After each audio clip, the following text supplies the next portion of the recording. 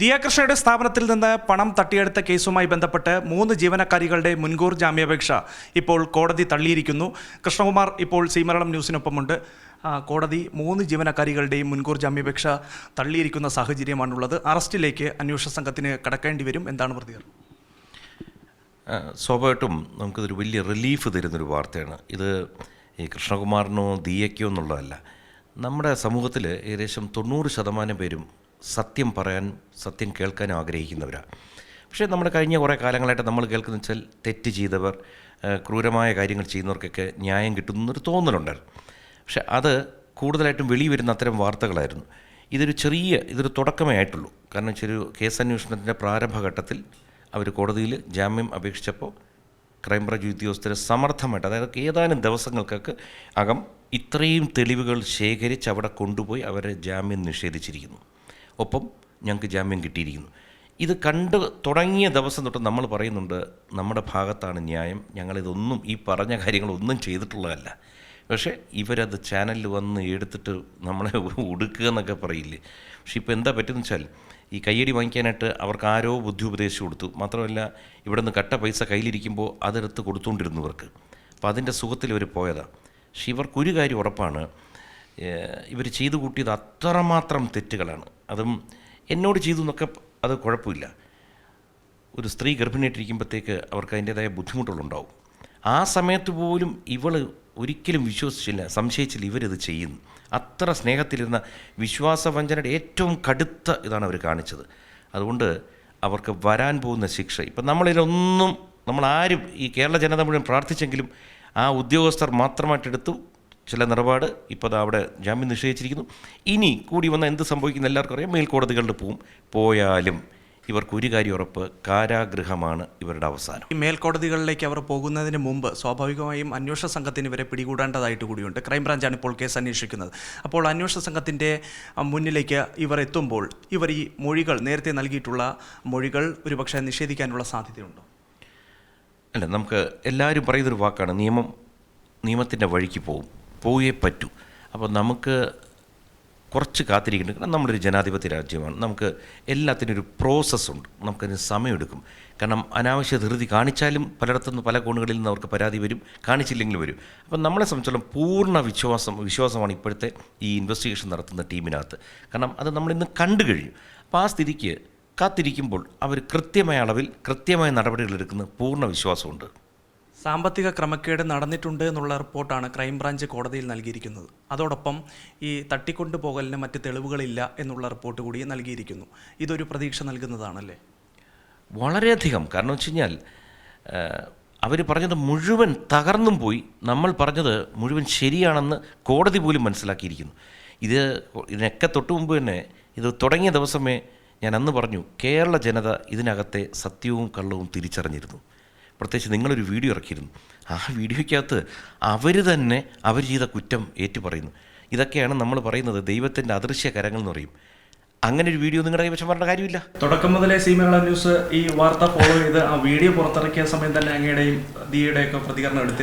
കാരണം വെച്ച് കഴിഞ്ഞാൽ, നമ്മളെ നശിപ്പിക്കാൻ വേണ്ടി എന്തോ ഇറക്കിയ പോലൊരു വീഡിയോ അവരുടെ കംപ്ലീറ്റ് നാശത്തിന് ആ വീഡിയോ കാരണമായിപ്പോയി. അപ്പോൾ അത് എന്തെന്ന് വെച്ചാൽ, ഇതാണ് നമ്മളെപ്പോഴും ജീവിതത്തിനകത്ത് ചിന്തിക്കുന്നതും പറയുന്നതും പ്രവർത്തിക്കുന്നതും സത്യമായി കഴിഞ്ഞാൽ അത് ശീലമാവും. നമുക്ക് ശീലമായി കഴിഞ്ഞാലുണ്ടല്ലോ, നമ്മളതിൽ തന്നെ നിൽക്കുക. കുറച്ച് ബുദ്ധിമുട്ട് എല്ലാവർക്കും വരും. അതിപ്പോൾ എല്ലാവരുടെയും ജീവിതത്തിൽ ബുദ്ധിമുട്ടുകൾ വരും. പക്ഷേ ഈ ബുദ്ധിമുട്ട് തരണം ചെയ്ത് കഴിയുമ്പോഴത്തേക്ക് സത്യമേ ജയിക്കത്തുള്ളൂ. ഇതൊരു വലിയൊരു മെസ്സേജാണ് കേരളത്തിലെ ചെറുപ്പക്കാർക്കും മറ്റവർക്കും. കള്ളം എന്നൊരു സാധനം ജീവിതത്തിന് മറന്നേക്കുക. ഈ തട്ടിപ്പിൻ്റെ വ്യാപ്തി അത് 69 ലക്ഷത്തിൽ നിന്ന് ഉപരിയായി ഒരുപക്ഷെ കോടിക്കണക്കിന് രൂപയുടെ തട്ടിപ്പ് നടന്നിട്ടുണ്ട് എന്നുള്ളതായിരുന്നല്ലോ പ്രാഥമിക വിലയിരുത്തൽ. അപ്പോൾ അതിനെക്കുറിച്ച് വിശദമായിട്ടുള്ള അന്വേഷണ പുരോഗതി, അതിനെ സംബന്ധിച്ചുള്ള കാര്യങ്ങൾ അങ്ങനെ എന്തെങ്കിലും ക്രൈംബ്രാഞ്ചിൽ നിന്ന് കിട്ടിയോ? അവരിനി നമ്മുടെ വിശദമായിട്ട് മൊഴിയെടുക്കുമ്പോഴത്തേക്ക് നമുക്ക് പലതും നമ്മൾ അന്ന് പോലീസിലോട്ട് പറഞ്ഞ കാര്യങ്ങൾ തന്നെ ഇനിയും നമുക്ക് പറയാൻ പറ്റും. കാരണം ഇതിലിപ്പോൾ നമുക്ക് തെളിവില്ലാത്ത 2-3 കാര്യങ്ങളുണ്ട്.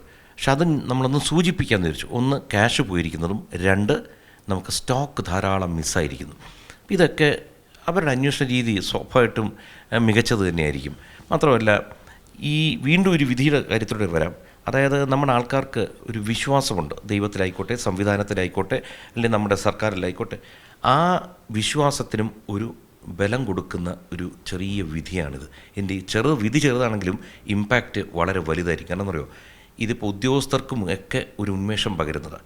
സ്വാഭാവികമായിട്ടും കൂടി വന്നാൽ 30 ദിവസം ഇവരകത്തായിരിക്കും. ഇതാണ് എൻ്റെ പ്രതീക്ഷ. സ്വാഭാവികമായിട്ടും മുഖ്യമന്ത്രിക്ക് ഉൾപ്പെടെ പരാതി കൊടുത്തതുകൊണ്ടാണ് ഇത്രയും ഒരു അന്വേഷണത്തിൽ, ഇൻവെസ്റ്റിഗേഷനിലൊരു നല്ലൊരു പുരോഗതി ഉണ്ടായത് എന്ന് തന്നെയാണോ മനസ്സിലാക്കുന്നത്? തീർച്ചയായിട്ടും അതിൻ്റെ ഇമ്പാക്റ്റ് ഉണ്ടാവുമല്ലോ. കാരണം അദ്ദേഹം തന്നെയാണല്ലോ ആഭ്യന്തര മന്ത്രാലയവും കൈകാര്യം ചെയ്യുന്നത്. അപ്പോൾ അതിൻ്റെ ഇമ്പാക്റ്റ് ഉണ്ടായി എന്നുള്ളത് ഞാൻ സ്പഷ്ടമായിട്ട് വിശ്വസിക്കുന്നു. ഞാനിന്ന് കാണുകയാണ് ആ ഇമ്പാക്റ്റ്. അന്വേഷണ സംഘം ഇവരെ അറസ്റ്റ് ചെയ്ത് കഴിഞ്ഞാൽ തുടർ നടപടികൾ എങ്ങനെയായിരിക്കും? അത് സംബന്ധിച്ചുള്ള എന്തെങ്കിലും വിവരങ്ങളുണ്ടോ? ഈ നിയമപരമായ കാര്യങ്ങൾ എപ്പോഴും നമ്മളൊരു ഉപദേശം എടുത്തു പോകുന്നത്. അപ്പോൾ നമ്മുടെ ലോയറുണ്ട് ശ്രീമതി ആശ. അപ്പോൾ ആശ കൃത്യമായ അളവിൽ കൃത്യമായ രീതിയിൽ ഞങ്ങൾക്ക് കാര്യങ്ങൾ പറഞ്ഞു തരുന്നുണ്ട്. ഒരു ബുദ്ധിമുട്ടില്ലാതെയാണ് കാര്യങ്ങൾ കൊണ്ടുപോകുന്നത്. അതുകൊണ്ട് നല്ലൊരു ലോയറുണ്ട്, നല്ല അന്വേഷണ ഉദ്യോഗസ്ഥരുണ്ട്. ഈ ഒരു കേസ് നല്ലൊരു കേസായി വരും. കാരണം വെച്ച് കഴിഞ്ഞാൽ കേരളത്തിലുടനീളം ബിസിനസ് ചെയ്യുന്നവർക്ക് എന്തുകൊണ്ടാണ് വളരെയധികം ആൾക്കാർ എന്നെ സപ്പോർട്ട് വെച്ചാൽ എല്ലാ സ്ഥാപനങ്ങളിലും എത്ര നമ്മൾ ശ്രദ്ധിച്ചാലും കള്ളത്തനം നടക്കുന്നുണ്ട്. അതുകൊണ്ട് എല്ലാവർക്കും കാര്യങ്ങൾ മനസ്സിലായി. പക്ഷേ ഈ ഒരു വിധി പലർക്കും ഒരു നല്ല കണ്ണ് തുറപ്പിക്കാവുന്ന ഒരു വിധിയാണ്. ദിയയുടെ ഒരു നിർണായക സമയമാണ്, പ്രഗ്നൻ്റ് ആണ്. അപ്പോൾ ദിയ ഇതറിഞ്ഞോ? എന്താണ് ദിയയുടെ പ്രതികരണം? സംസാരിച്ചോ? സ്വാഭാവികമായിട്ട് ആദ്യം അറിയുന്നത് അവളും ഞാനും ഒക്കെ തന്നെ ആയിരിക്കുമല്ലോ.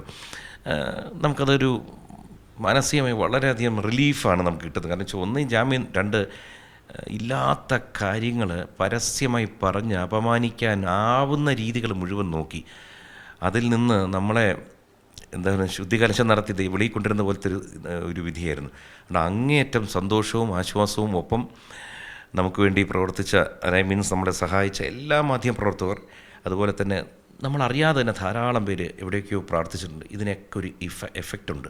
അദൃശ്യം നമ്മൾ പറയും, പക്ഷേ വളരെ ശക്തമായ ഇതുണ്ടായിട്ടുണ്ട്. അതിനകത്ത് ഒരു വിധിയെ അനുകൂലിക്കുന്ന രീതിയിലൊരു ദൈവിക ശക്തി അതിനകത്ത് വന്നിട്ടുണ്ട്. നന്ദി.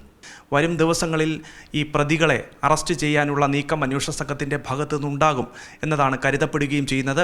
വിധിയിൽ പൂർണ്ണമായും തൃപ്തിയുണ്ട് എന്നുള്ളതാണ് കൃഷ്ണകുമാർ പ്രതികരിക്കുകയും ചെയ്യുന്നത്. PV രഞ്ജിത്തിനൊപ്പം അഭിജിത്ത് ജയൻ, സി മലയാളം ന്യൂസ്, തിരുവനന്തപുരം. ഏറ്റവും പുതിയ വാർത്തകളും വിശേഷങ്ങളും വിരൽ തുമ്പിലറിയാൻ സി മലയാളം ന്യൂസ് എല്ലാ ഡിജിറ്റൽ പ്ലാറ്റ്ഫോമുകളിലും ലഭ്യം.